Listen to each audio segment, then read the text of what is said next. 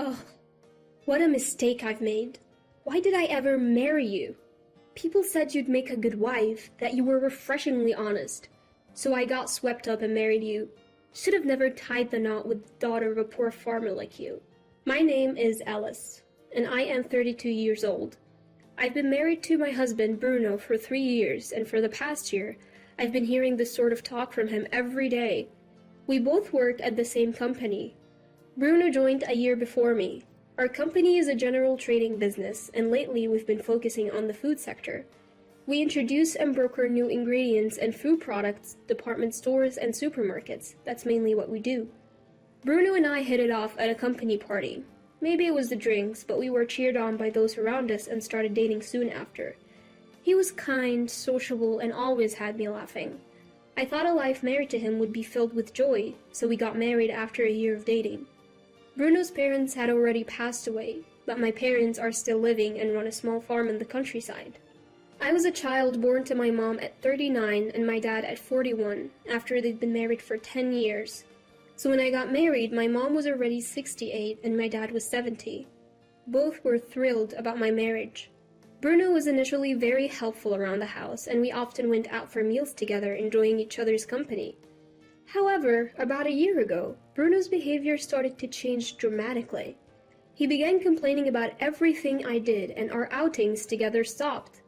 Although I had doubts about staying with him, I thought of the kind Bruno I'd known when we got married and hoped he'd revert back to that.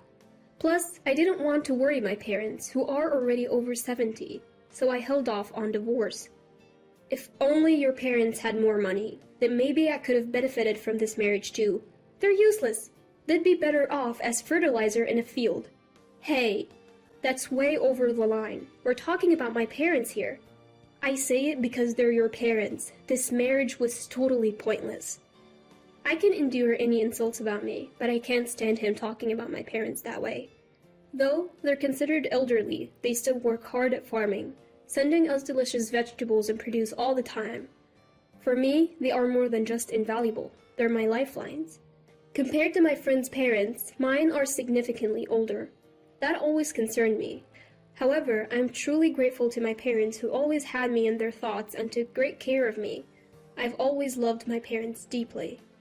I've been biting my tongue to keep from upsetting them, the very parents who were thrilled about my marriage.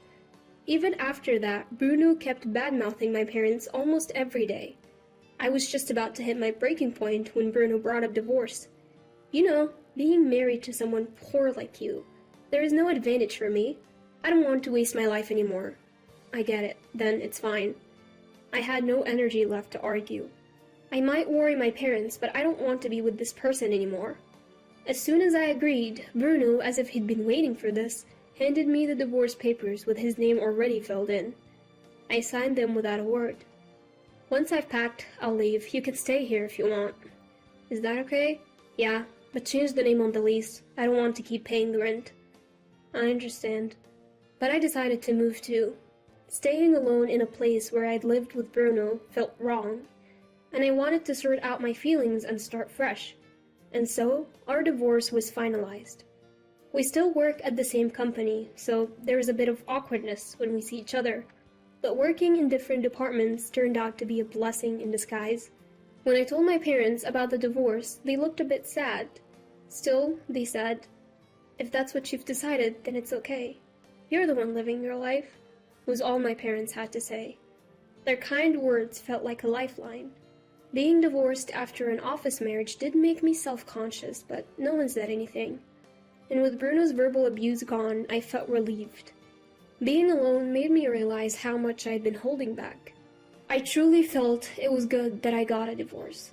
So, this happened one fateful day. I had some work to attend to in the department where Bruno was. On my way there, I happened to overhear a conversation Bruno was having with a colleague in the break room. "Man, you really hit the jackpot, huh? She's the heiress to prime supermarkets, right? She's totally into me. Can't believe you've been keeping this a secret from your wife for a whole year." Well, I had to be careful. Last thing I wanted is to be slapped with alimony. But it took some time. No matter what I said, she wouldn't bring up divorce.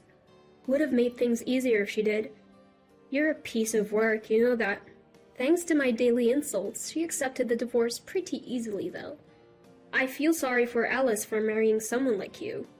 Come on, you can't compare the daughter of a poor farmer to a supermarket heiress. Prime Supermarkets is a major chain that's spread across the US, and our company does business with them. Bruno was in charge of sales for that supermarket. So, to summarize, Bruno had been having an affair with the heiress of that supermarket for the past year. And to keep the affair secret, he had been insulting me, waiting for me to initiate the divorce. Hearing this, it felt like everything went wide before my eyes.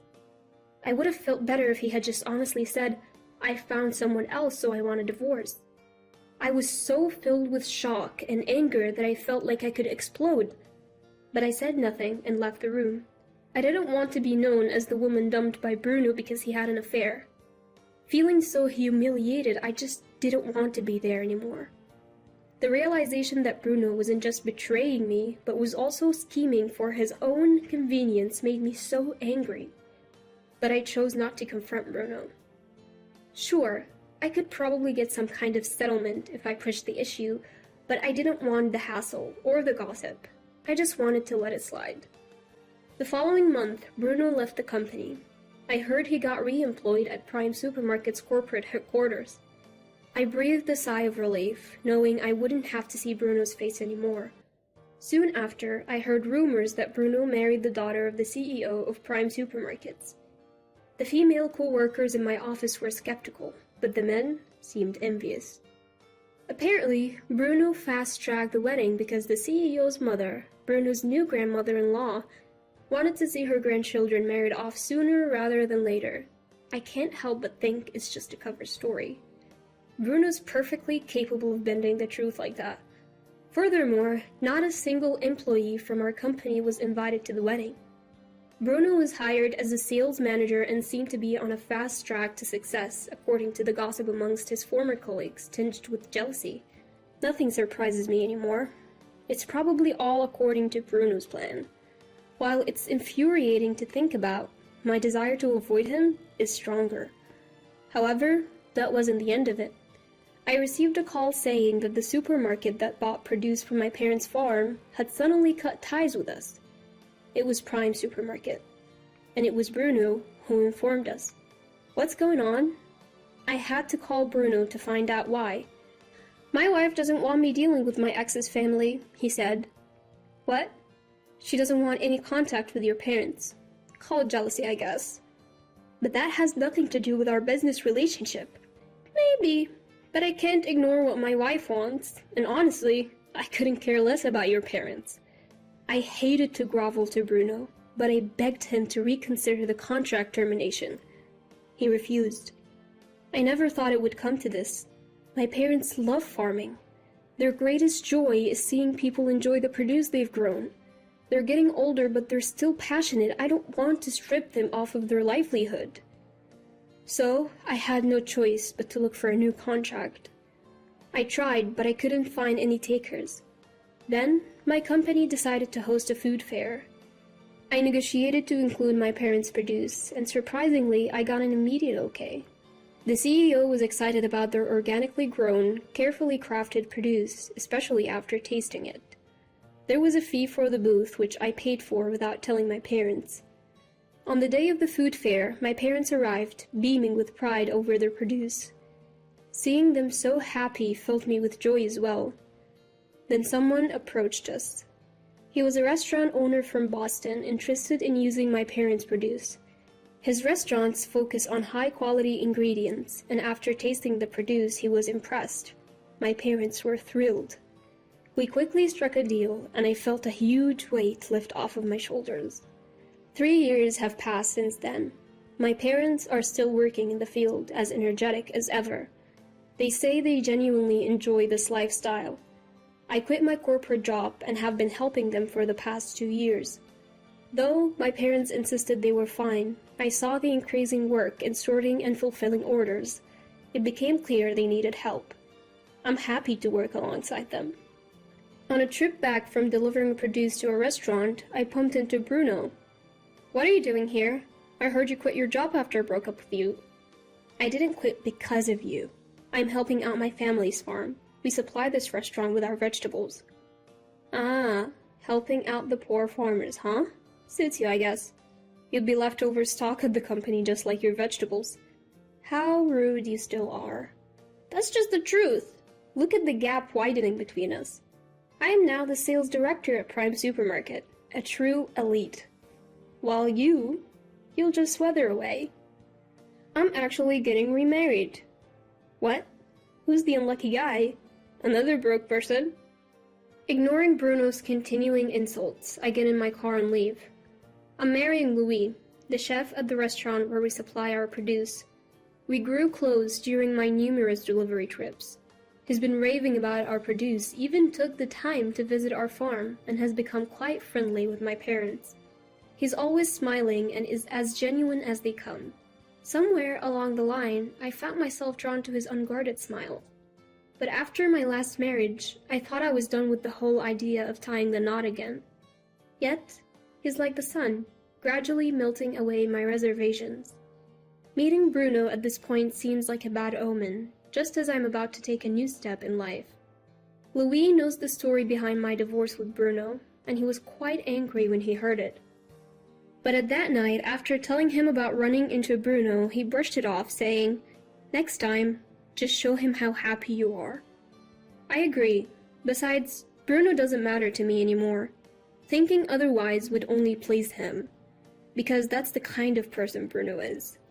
On the day of our wedding, I was in the dressing room when Bruno suddenly appeared. What? Why is Bruno here? What are you doing here? I had a hunch. You said you were getting married, and I heard there was a wedding at this restaurant, so I came to check it out. Why are you here? You're certainly not invited. I wanted to see this poor wedding of yours. What? I'm just curious to see who the pathetic woman that I dumped is marrying. Though, he'll definitely be less than me. Your taste is truly terrible. I couldn't help but feel pathetic, wondering if I had really married such a lowlife. At the same time, looking at Bruno's smug face in front of me, I felt grateful we had broken up. What's the matter? Cat got your tongue? Show me this new husband of yours already. Just as Bruno spoke with delight, Louis and his parents walked in. Ellis, are you ready? Huh? Seeing Mortimer, Bruno went pale instantly. Why are you... Ah, Mortimer. You know him? The moment he heard that, Bruno started trembling, losing all composure. Mortimer, too, looked at Bruno as if just recognizing him. Oh, you must be... Alice, do you know this gentleman? Yes, actually. Is this perhaps Alice's ex-husband? Well, you see, Hugh. I've heard about the ex-husband from my son, but you're him? Well, Mortimer, you know this guy. As a matter of fact, Mortimer is the CEO of a major department store. The Prime Supermarket where Bruno works is about to be acquired by Mortimer's department store. It appears the supermarket isn't doing well, and it's been decided it will become a subsidiary of Mortimer's department store. I might have known about this if I were still working, but I had quit 2 years ago, so I had no idea. But why is Bruno here at his ex-wife's wedding? Ellis, did you invite him? No way! He crashed it, saying he wanted to see Poor's wedding. I see. Well, you see, there is a reason. I'd love to hear the reason. That is... Can't believe this Bruno is you. Never knew you were such a low-class guy. Mortimer spoke in a calm tone, but the low pitch of his voice conveyed his anger. It was the first time I had ever heard Mortimer sound like that. I've known him as a mild-mannered person ever since Louis introduced us over a year ago. But now, facing off against Bruno, he emanated the authority of a CEO of a large corporation, making Bruno look insignificant. What kind of supermarket owner would want a son-in-law like this? And you're the head of sales? Isn't the decline in business your fault? I didn't... Leave now. This is no place for someone like you. Seeing Bruno shrink at Mortimer's words made me feel pity for him. Unable to find any comeback, Bruno left, as if fleeing. This is what happens when you look down on others and feel joy about it. If Bruno hadn't intruded like this, maybe no one would have found out he was my Bruno. It's what you call reaping what you sow, I guess. Our wedding was enveloped in a serene atmosphere from beginning to end. It turned out to be a beautiful ceremony. My parents, watching all of this, were shedding tears. I felt like I had finally put their minds at ease. Later, Mortimer told me that the owner of Prime Supermarket claimed that he had no knowledge of his daughter dating Bruno before his divorce. But considering Bruno switched jobs to Prime Supermarket immediately after the divorce and was even offered a position, Mortimer doubted the owner was really in the dark. The owner of Prime Supermarket seems to dote on his daughter and pretty much agrees to anything she says. As a businessman, he's definitely lacking, Mortimer commented. Prime Supermarket became a subsidiary of Mortimer's department store. The executive team was replaced and the former owner was resigned. Bruno left the company as well. Then, out of the blue, Bruno contacted me, asking to be employed by Mortimer's department store, the parent company. I struggled to comprehend what could possibly make him think that that was an option. That's absolutely not going to happen. What on earth are you thinking? Don't say that. Give it a try. I might get divorced if things keep going this way. My wife says she doesn't need a husband who doesn't bring in money. That's not my concern. Don't you feel sorry for your ex-husband if he ends up on the streets? Not at all. What a person you are. Fine. Can you lend me some money? What? Just enough to get by for now. My wife is a big spender and it's tough. I couldn't believe what was happening. But when that phone call came, I was actually visiting my in-laws. Mortimer, who was sitting next to me, took the phone and yelled with a fury I'd never seen before. Don't ever contact my precious daughter-in-law again. Thanks to his final shout, I never received another call from them. Now I help out at my family's home and also work part-time at Louie's restaurant whenever I have some free time. The restaurant owner is a friend of Mortimer's, and they make a lot of accommodations for me, making it an easy place to work. About 6 months after remarrying, a colleague from my old job came to dine at the restaurant, and we briefly talked about Bruno. It seems the former president of Prime Supermarket is drowning in debt and has skipped town. His daughter and Bruno are left dealing with those debts, working from morning to night. Apparently, they blame each other for their plight and fight constantly. Their new apartment is in an older building near my former colleague's home. Apparently, their arguing got so loud the other day that someone reported them to the police. My colleague saw them during that incident and said that they had lost so much weight they were almost unrecognizable, laughing as he told the story. But honestly, I don't care anymore. I don't look back on the past. Besides, our family will grow by one more member come next spring. Both my parents and my in-laws along with Louie are all thrilled. I plan to cherish this happiness.